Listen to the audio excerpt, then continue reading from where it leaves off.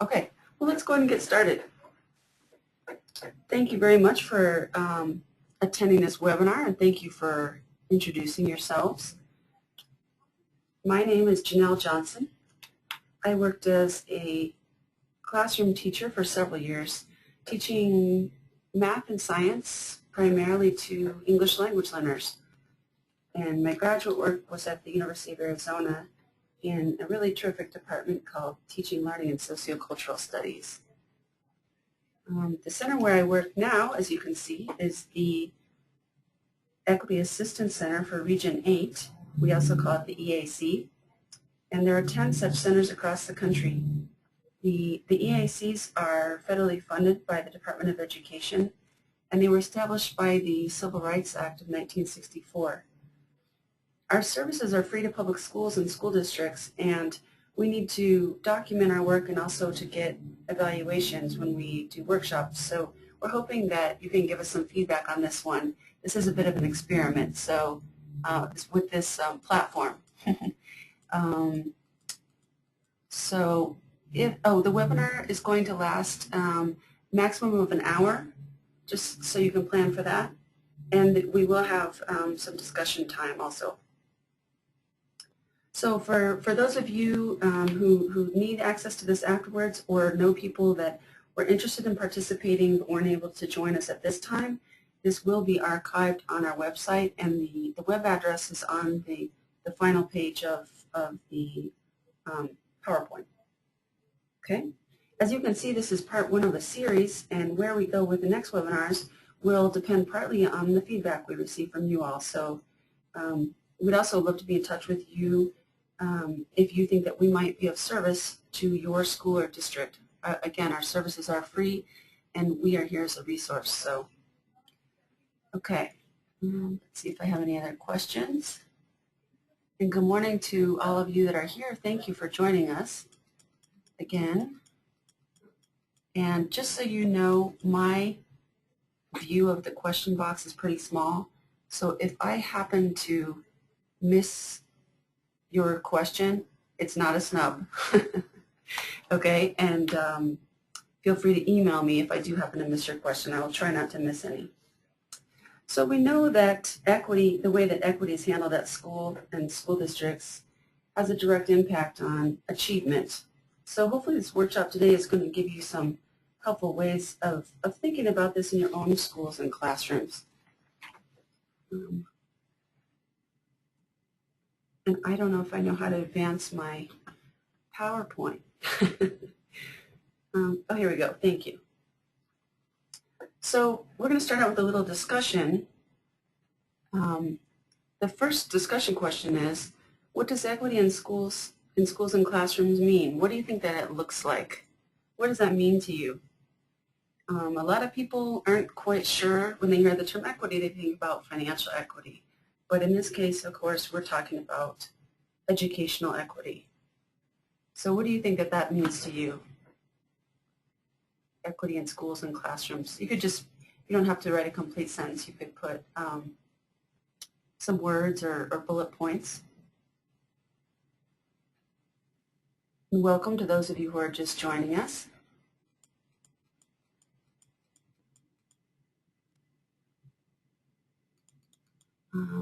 Let's see. Oh, I'm seeing lots of questions. Let's see.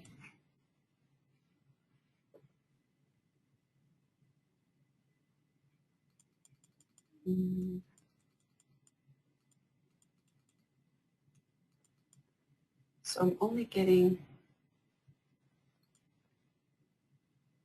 the initial questions. I don't know if anyone is typing responses on what does equity in schools and classrooms mean.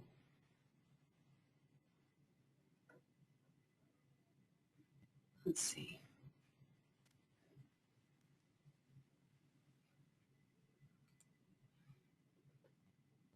All right. Oh, I see a Goal Academy person. Hello. We worked with you guys before. Let's see. We have a teaching learning cycle coach with STEM Launch. That's terrific. Durango School District. Oh, here we go. So responses to our first question, equal opportunities and access. Yep, those are really great points. And we'll be talking more about that, certainly. Every student has an equal chance at success. Thank you for sharing that, Michelle. Any other thoughts about what equity in schools and classrooms means? Okay. I'm going to go ahead and give the second question, which is even more to the point of this particular webinar. Hopefully.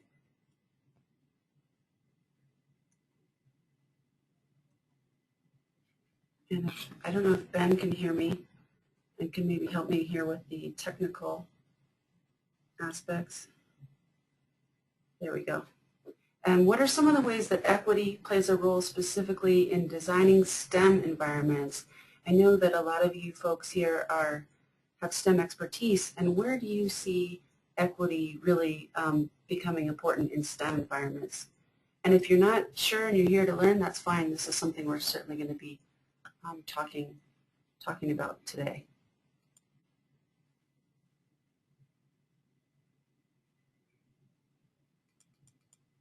What are some ways that equity plays a role in designing STEM environments?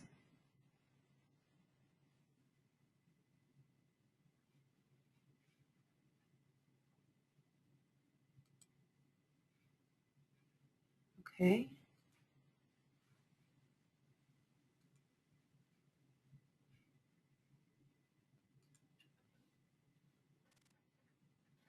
All right. So you've gotten your thoughts down. What are some ways that equity plays a role in designing STEM environments?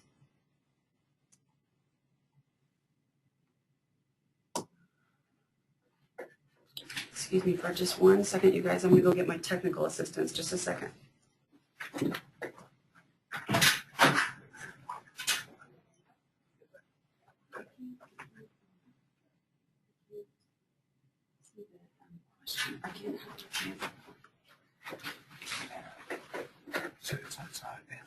Okay.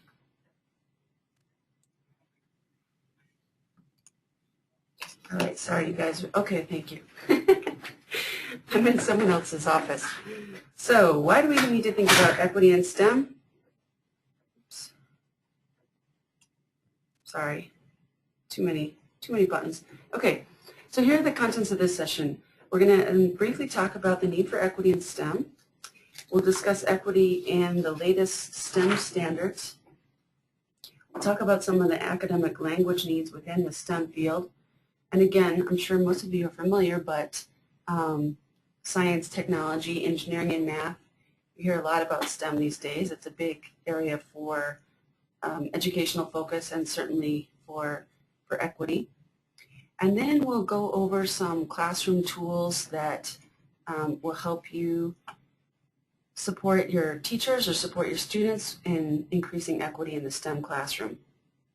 We'll also talk about some ways to assess equity within the classroom or school environment, that these will again be very practical.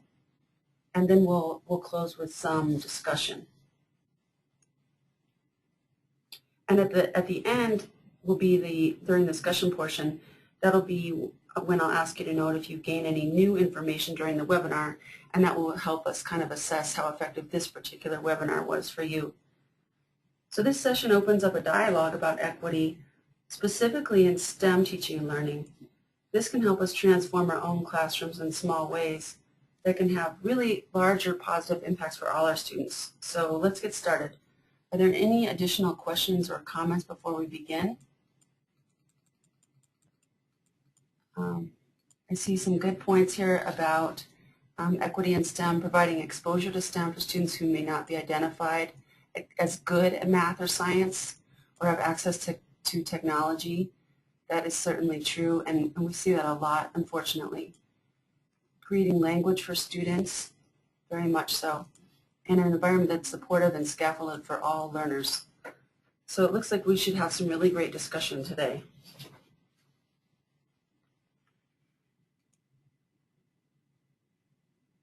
I'm sorry, there's like a little lag time here with my PowerPoint, so there we go. So why do we need to think about equity in STEM specifically? It's really common to hear perceptions of STEM as a universal language. Has anyone heard this one? We hear this especially with math. And just to give you one example why that is often not the case, just reading numbers aloud, for example, in the U.S., we see that number, we would say that number as 23,467,891,705, correct? But in Latin America, where we know a lot of our students come from, and even in the UK, where they also speak English, obviously, we would say 23,467,891,705. So even with students learning vocabulary and translating, things like that can be problematic, right? There are different kinds of notation, different methods of problem solving. So even though math might seem like a more universal language than something like literature, it can still be tough for diverse learners. We also know that both cognitive and language demands increase with each grade level. We can see struggling students facing greater difficulties as they move up through the grades, and this is both with language and with the abstractness, right, of work and the academic load that students are carrying. It's difficult. And this is certainly one of the factors impacting the dropout rate. Let's see.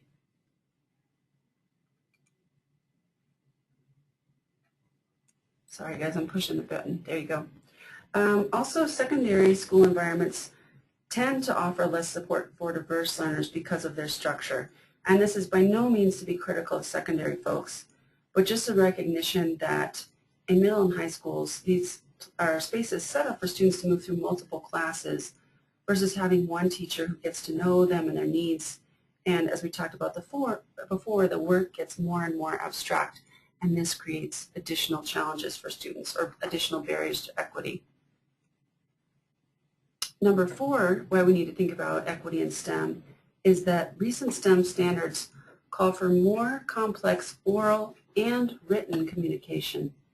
This can be really inequitable if students don't have the access to education at the same quality of education as their peers or their age level cohorts. And some of you mentioned that certainly in your earlier comments. Number 5, part of that limited access is caused by historic unequal learning opportunities, challenges, and potential risks as well. And these factors tend to sort of pile up on each other, and it can make it very difficult for students to have access to a high quality STEM education. So I want to ask you guys, what do you see in this classroom? And not asking you to judge just based on a photo, but what are some possible issues that you could see in terms of equity in this classroom?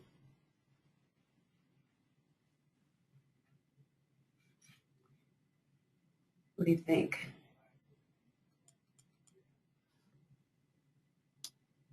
In terms of equity, are there any potential issues that we might need to examine? We could look at who's sitting where, who's participating, who's avoiding participating, who feels smart in this class, where does the teacher stand, where does the teacher move. Now, of course, we don't have any way to know just from looking at a photo, but these are the kinds of things that we need to think about in terms of STEM equity. I've been in middle school classrooms, math classrooms, for example, where there are 3 African-American boys in the class, and the 3 African-American boys are lined up along the back wall. I saw in this one classroom, this boy had a binder set up almost like a blockade on the desk during the entire class, and the teacher never said anything. So that's certainly an equity issue. Michelle mentioned from this photo that she doesn't see collaborative grouping or time for discussion because of the desk situation. Certainly, we know that that's a big issue right? The way that we have students seated. The girls are the furthest away, Latinos in the back, definitely. So these are things to pay attention to in terms of equity.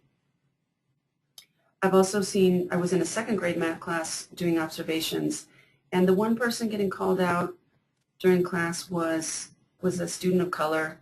You know, maybe it's justified, maybe it's not, but these are the kinds of equity issues that we need to be mindful of.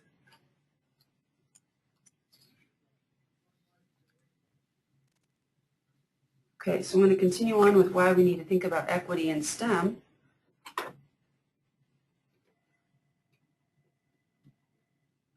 Let's see. So we see a very clear disproportionality or overrepresentation of certain groups in things like special education, specific academic tracks, either honors or low track classes, and also in disciplinary measures, in school suspension, out of school suspension. There are very clear statistics on that are quite troubling. This has a real impact on equity, and we can certainly see evidence of this in STEM achievement. This, unfortunately, is an actual t-shirt that you can order online. It's not thrilled to see that, of course, and I'd hate to see someone wearing it. We know that there are still gender imbalances, especially in certain branches of STEM, and we see that pattern increasing as we go up higher and higher into higher education, graduate level study. But this problem has early roots.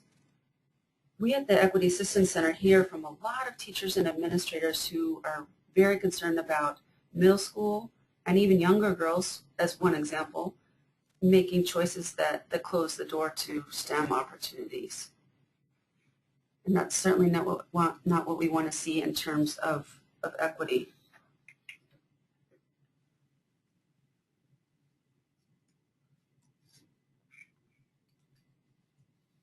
Okay.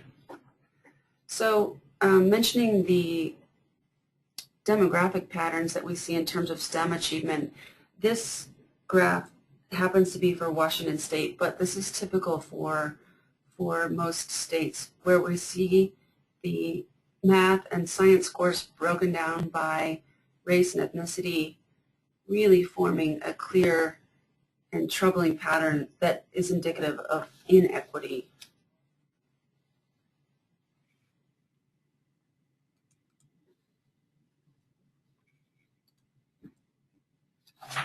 Okay, so we see those clear demographic patterns in achievement data. We always hear news about the achievement gap. We try to figure out, what's going on, and this is really, really apparent in STEM, as you saw, and as you know from your own experience. We need to think about equity in STEM not only because of historical tracking by, for example, counselors and teachers. We know that does happen sometimes, but also the very common practice of students who self-select out of coursework that might take them on to future STEM careers. If students feel like they're fighting an uphill battle to participate in STEM, and that's compounded by some of the other factors we've discussed, that becomes a real equity issue. So that's reason number 9. And finally, number 10, and this is just a brief list, I'm sure you guys can add more, but there is broad recognition in the field that we must think about equity in STEM. Everyone from the White House, the Office of Civil Rights, the National Science Foundation, if you've written any NSF grants, they always call for inclusion of underrepresented groups. National Council of Teachers of Mathematics, National Science Teachers Association, across institutions of higher education, United Nations, the World Bank, all agree that this is a huge need globally. Of course, these institutions have their own agendas. If we look at the framework for K-12 science education, which is the document underlying the Next Generation Science Standards, that document discusses different ways of promoting STEM equity. They kind of provide the spectrum. They say that need is both in terms of the recognition that underrepresented groups are needed for U.S. labor, and also as an expression of social justice to remedy past injustices. So any questions or comments on any of these points about why we need to think about equity in STEM?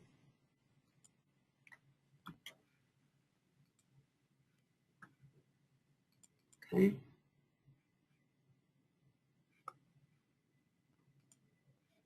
And I think there's a bit of lag time when you guys type and when I can see it. So feel free, if you want to comment on any of these points, you can argue with them or add to them why it's important to think about equity in STEM.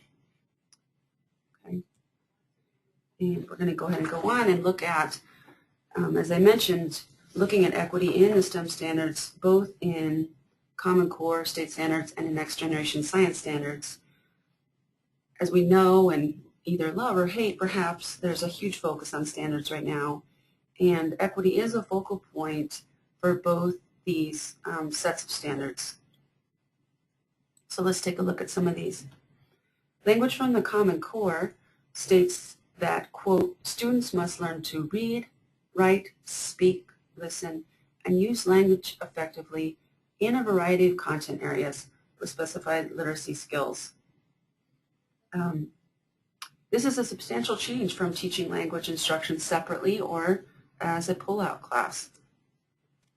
It also calls for wide, deep, and thoughtful engagement with high-quality literary and informational texts. So we are asking our students to do lots of really intense language work. This is, of course, challenging for all students, and more so for students with limited access to academic English, whether they're ELLs or not. The Common Core designates 4 strands of reading, writing, speaking, listening, and language as a 4th. And this does offer us a way to address the academic language needs of all of our students, and especially of our ELLs. In the next generation science standards, the NGSS addresses differential access when it refers to dominant and non-dominant groups in terms of social prestige and institutionalized privilege, which is actually sort of radical for a document like this, I think. When they explain the use of the term non-dominant, they're referring to it as a call to action that the education system meets the learning needs of the nation's increasingly diverse student population. So how do we do that? What we're going to talk about next are language domains. And we know from language acquisition research about the 4 domains of language. I'll briefly go over each one in terms of their application within STEM standards. In reading, students read, and these are quotes from Common Core, students read and comprehend literature and informational texts of increasing complexity to build knowledge. In writing, students use evidence to inform, argue, and analyze for varied audiences, purposes, and present knowledge gained through research. Speaking and listening are actually 2 distinct language domains, but in the standards they're paired. And in the speaking and listening strand, students work collaboratively, understand multiple perspectives, and present ideas. And then language is designated as an additional focus, and students use language and language conventions to achieve particular functions, purposes, and rhetorical effects. So this is about very highly complex tasks that include all 4 language domains. So we could, of course, go into far greater detail about language domains, but does anyone have any questions about this or would like to comment on the domains? I'm going to see if I can see any new questions here. The last one that I saw was Michelle talking about the photo. So again, I think there's a little bit of a lag time here with when you guys type, but we'll go ahead and move on.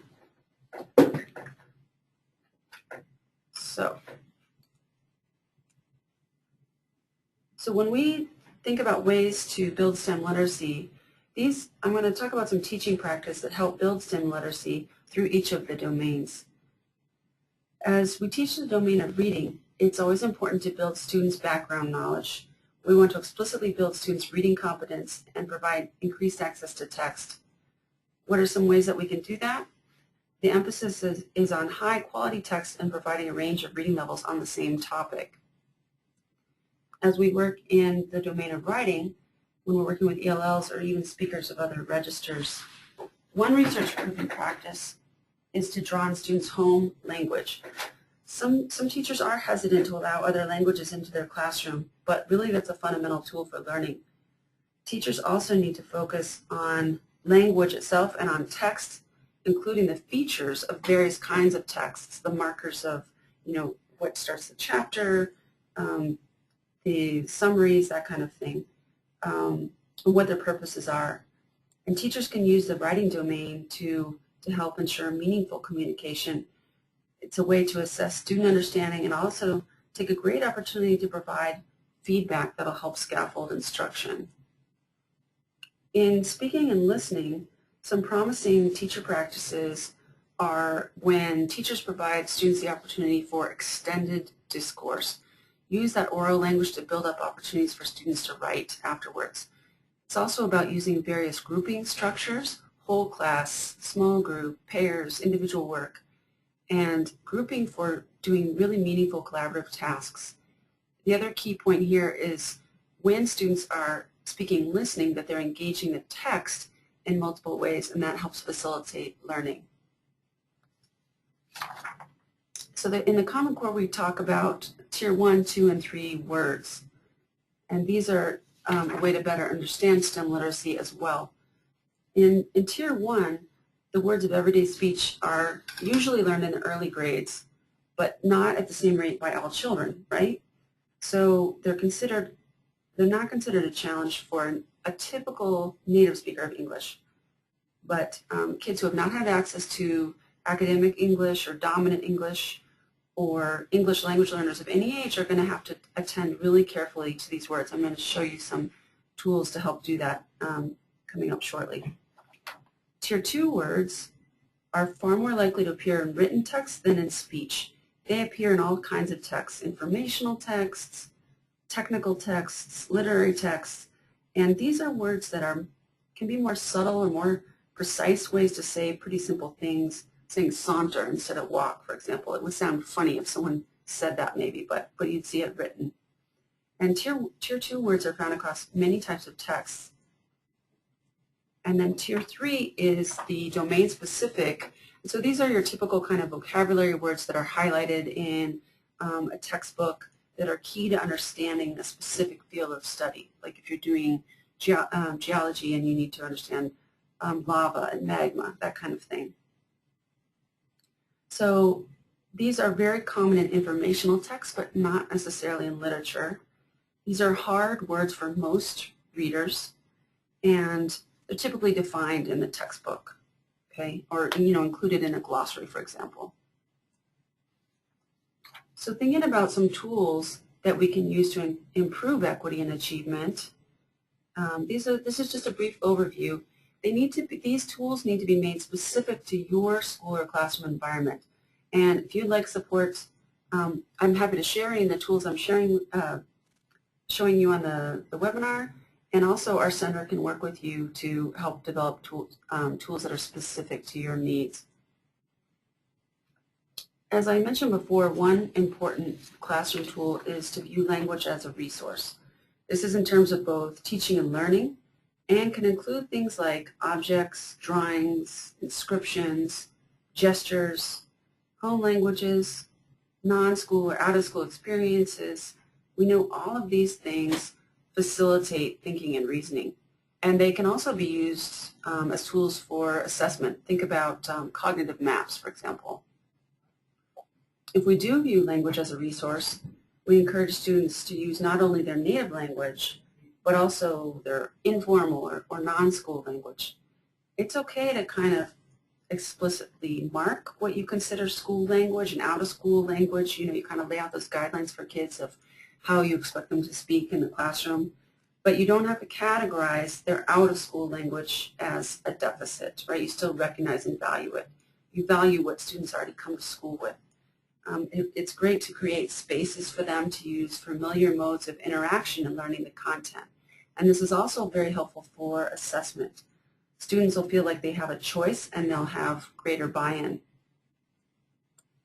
The STEM standards, and I'm speaking both about Common Core and NGSS, call for vocabulary development through language use, not drill and practice. So we need to move away from the kind of flashcard model.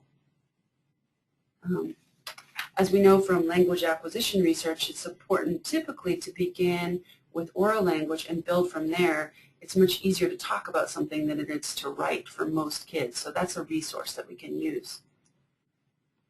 Problem-based learning is another great tool. This is also known as inquiry-based learning or project-based learning, and this is when students investigate issues related to their personal and community priorities.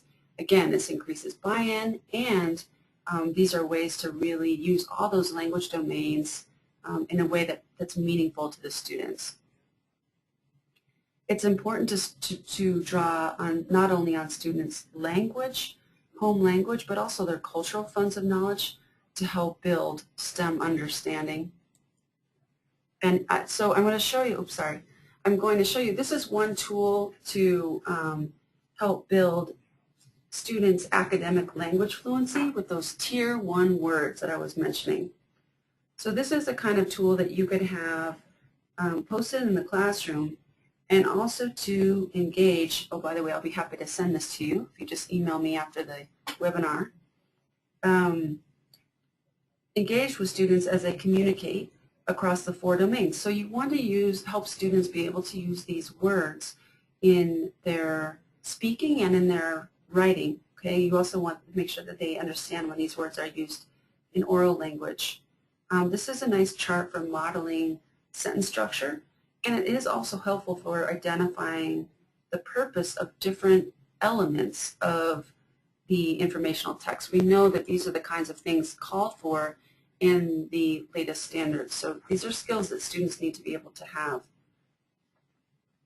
So again, this is something that we can help you kind of adapt for your setting at the Equity Assistance Center. And there's a lot of stuff out there if you're willing to spend the time. So if any of you use this particular tool or something like it, any pros or cons that you'd like to share? Let me see if I can see questions.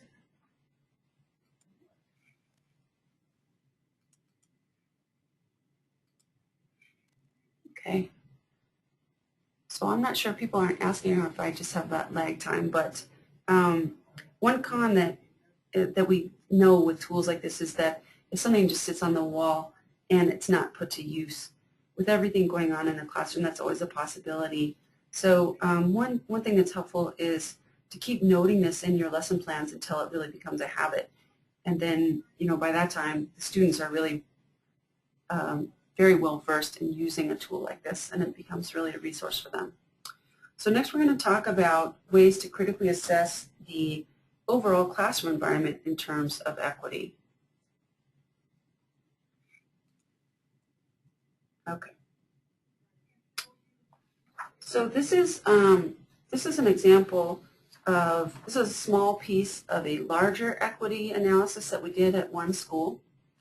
And this part of the rubric looks specifically at STEM instruction.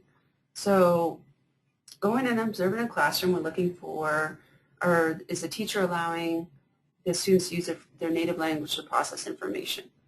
Are the students sharing their own STEM knowledge? Is there access to vocabulary? Are the students using the vocabulary?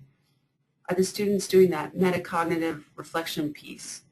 Are the teachers providing feedback that really encourages participation? Is there an atmosphere of high expectations in the room? Are the students doing reasoning? Are the students working in small groups and with the whole class? And are they using those different language domains again? Are they writing, speaking, drawing diagrams, that kind of thing? And so what an observer would do is to critically analyze the degree to which each of these practices is occurring, and then try to make some specific notes about what they do or do not see in the classroom. We know that each of these practices help increase STEM equity. So if you would like to comment on any of that, I'd love to hear what you have to say. Now, in the meantime, I'll go ahead and go on. So an important way to assess the degree of equity in our own schools and classrooms is to be critical. And sometimes there's a question that critical means something negative. But when it's used in this particular way, it's just simply an analytical lens or tool to try to assess what's happening and what's not happening in terms of equity and the needs of your students. So the rubric that we just looked at, that's a critical tool for analysis. So we can be critical of our own teaching and learning environments when we problematize the things that we might be accustomed to. They become invisible to us. We think about them from perspectives different from our own, and it means putting ourselves into other people's shoes and being really mindful, kind of thinking things through. So we really recommend rubrics as helpful for assessing school and classroom environments. This is something that clearly we help develop for schools and districts. We need to be really critical because the ways most of us define, normal are not necessarily normal for all of our students. We don't have to be overtly discriminating against someone for them to feel excluded. Student achievement clearly increases when students feel recognized and appreciated for who they are and what they bring to the classroom. We know we're doing a lot of reading under the newest standards. My goal here is to help you develop a more critical lens on the written and digital text in the STEM environment. So when you read something, whose perspective does it represent? What perspective do your students think is being represented? So the next thing I want to do here is think about your school or district and thinking about implementation of the Common Core or the next generation science standards in terms of preparing our students for career and college readiness. Let's have some discussion about your needs. What's the context at your state level as far as Common Core and GSS? This varies greatly from state to state, district to district, and even school to school. So that's something you need to think about specifically in terms of STEM and equity issues. Of course, the situation varies according to the grade level that you're working in the content area. We know, for example, that there's a real deficit around the E part of STEM, right? The engineering. That's a tough one for a lot of teachers. They haven't been prepared to do engineering lessons. So that's really hard. Certainly the student population that you're working with is a big factor that determines what your needs are in terms of increasing equity as you work within the standards. You need to really be clear about what the biggest challenges you're facing are. What are your issues at your school? How are the teachers responding to these efforts? We hear from teachers all the time that are feeling quite overwhelmed, honestly. They feel like they have to start from scratch, which we know isn't necessarily the case, but they do need time and space to work together. This is really going to have to require us to pull together, and administrators need to be supporting this effort. Otherwise, things are going to stay the same, and that's not what we want to happen. So I really want to thank you guys. I want to look ahead to the next webinar, and if you can respond either in the question or chat box or by email afterwards is fine, of the topics covered today, which would be the most helpful to cover in greater detail in the next series in the webinar. And the second question, which you can go ahead and answer one or both, is what was not covered today that would be helpful for you, something that you were hoping to hear or see that you're like, hey, what about this? This is a big issue in STEM equity, and if I'm going to do another one of these, we really need to hear that. So that feedback would be great if you could share those on one or both of those two questions. what would be the most helpful to cover in greater detail, and what wasn't covered. Okay, so let's see. Helpful resource for ELL students. I agree students need to have a copy and teachers need to interact with it daily. Yes, I think you're referring to the Tier 1 tool list, and that would be a great habit to get into for the teacher and the students, really utilizing those kind of tools that point out the different specific purposes of language. So tools, so number one, what would be the most helpful to cover in greater detail? Tools and needs, and I certainly would agree with you about covering more tools. And if you guys can communicate with me either here or by email specifically what kinds of tools, that would be, I can certainly include those. And again, our services are free to schools, and we can help you develop tools that are tailor-made to your situation. All right, let's see. And then what was not covered today that would be helpful to you? Resources. Yeah, I think you're probably talking about economic resources, and that is a tough one.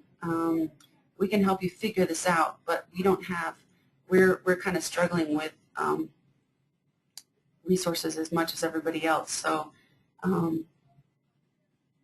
that is a tough question. Leslie writes, we'd like to see samples of tasks and how they're integrated into the classroom, especially at the secondary level. And I don't know if you're talking about, for example, like problem-based learning, or I have found some really outstanding videos that show some great lessons going on at different levels, and did not include those here, but I have been kind of assembling those resources, so if you can let me know further what your needs are, I'd be happy to send those things along. That would be great. Okay, that's all the questions I see for now, so I'm going to go on to the next slide. So what are some of the ways equity plays a role in designing STEM environments? So this is your feedback here that serves as a little brief evaluation of the webinar. So if you can add in the chat or question box any new thoughts you have as a result of today's webinar. It could have been from the discussion or something that you already knew but you kind of, it jogged your memory, something that that you maybe thought about in a new way. Okay, let's see. Scaffolds, Michelle says she'd like to talk about scaffolds that are needed for all students to be successful. Maybe examples of student work or lessons that are good to support, I think that says ELLs and STEM. Those are great. Really appreciate your feedback, you guys. That helps a lot. I'm here talking to myself into a microphone, so I really love to see when you guys are responding. So please feel free to add any other questions to the chat box or email. My email is listed down there at the bottom. Please feel free to check out our website. It's www.metrostate-eac.org. On it, you'll find the request for services page, and you can let us know. We're available to work with you, so we can explore ways that we could potentially work with your school or district. Our particular region covers Colorado, Utah, Montana, Wyoming, North Dakota, and South Dakota. But if you're viewing from outside of that region, you do have an Equity Assistance Center that serves you, and we'd be happy to help connect you with the EAC for your region, EAC, EAC. So please let us know if we can be of any service there. So I am going to stay on here for a minute, but I just want to thank you for participating today. This is the kind of inaugural webinar here, and so I think it went off fairly well without a hitch, other than my little teeny tiny chat box was tough to, I kept scrolling up and down. It's about a centimeter high. So, excuse me, if I did miss you, I apologize. But that's it for today. Feel free to email with any questions, and thanks again for your participation.